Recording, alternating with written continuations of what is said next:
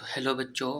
तो आज हम अपनी real analysis previous year question की लेक्चर सीरीज़ में अगला क्वेश्चन करने जा रहे हैं, जिसमें कि हम इस इनइक्वालिटी को सॉल्व करेंगे।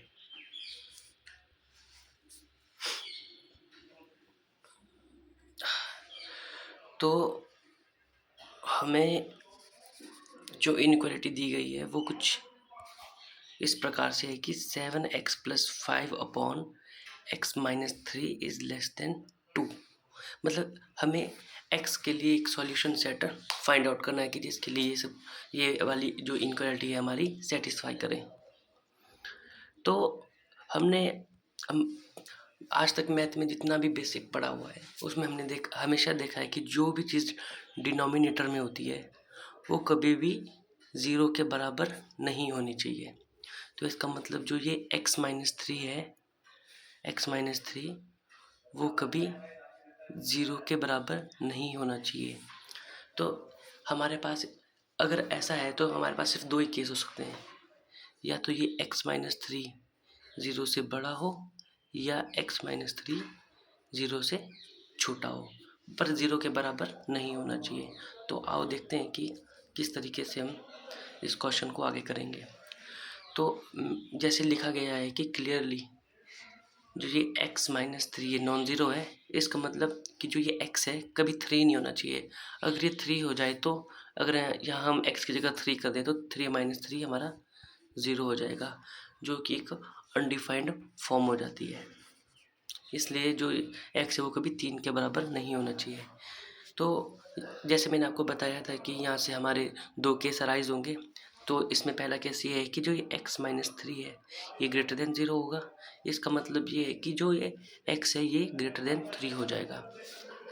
तो जो हमारी इनइक्वालिटी है इसमें ये चीज़ हम अप्लाई करके अब देखेंगे कि अगर जो ये 7x + 5 upon x - 3 less than 2, ये इम्प्लाई करेगा कि जो ये 7x + 5 ये हमारा लेस देन हो जाएगा 2x - 6, क्योंकि जो ये x - 3 है ये हमारा 2 से मल्टीप्लाई हो जाएगा।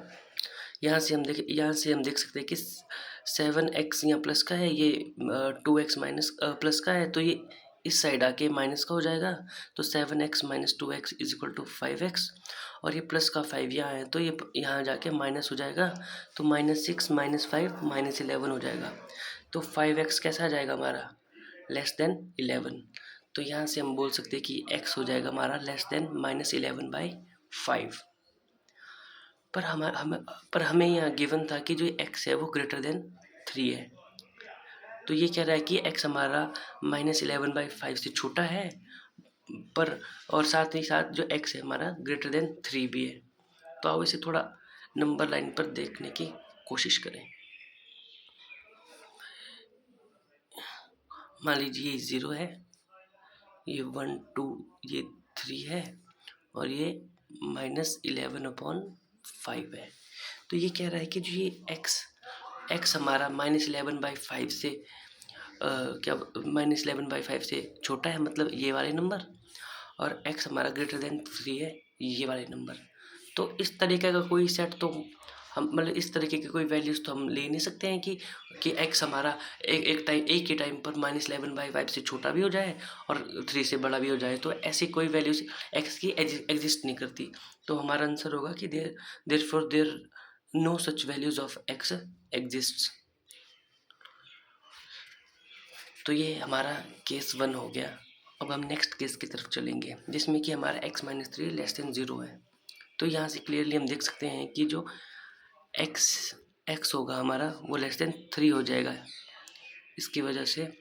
तो फिर से वही जो हमारे पास गिवन इनइक्वालिटी है उसमें इसे पुट करके बस यहाँ पर इनइक्वालिटी चेंज हो जाएगी, क्योंकि इस बार ये हमारा नेगेटिव हो जाएगा। तो पहले हमारी इनइक्वालिटी चेंज नहीं हुई थी, पहले वाले में यहाँ पे इनइक्वालिटी चेंज नहीं हुई थी, या हमारी इनइक्वालिटी चेंज हो जाएगी। तो यहाँ से जो x की वैल्यू आ जाएगी वो ग्रेटर देन -11.5 आ जाएगी।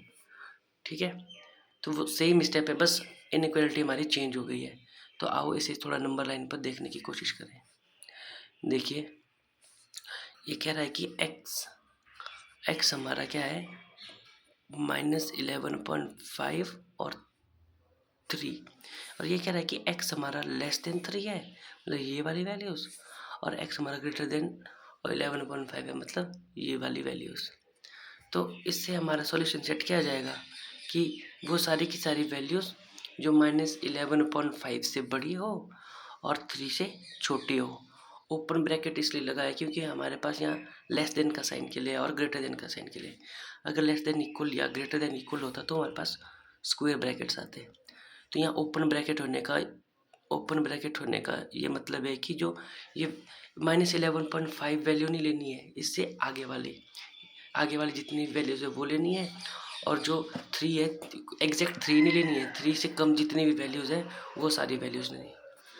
आशा करता हूँ कि आप सभी को ये क्वेश्चन समझ आया होगा, और मैं ये भी आपसे एक्सपेक्ट करता हूँ कि आप जितने भी अपने क्लासमेट्स हैं उन सबको ये वीडियो शेयर कर दें, और मुझे और भी मतलब कि कौन कौन से जो सब्जेक्ट है उनके प्रीवियस ईयर करने हैं आप मुझे कमेंट में बता सकते हैं।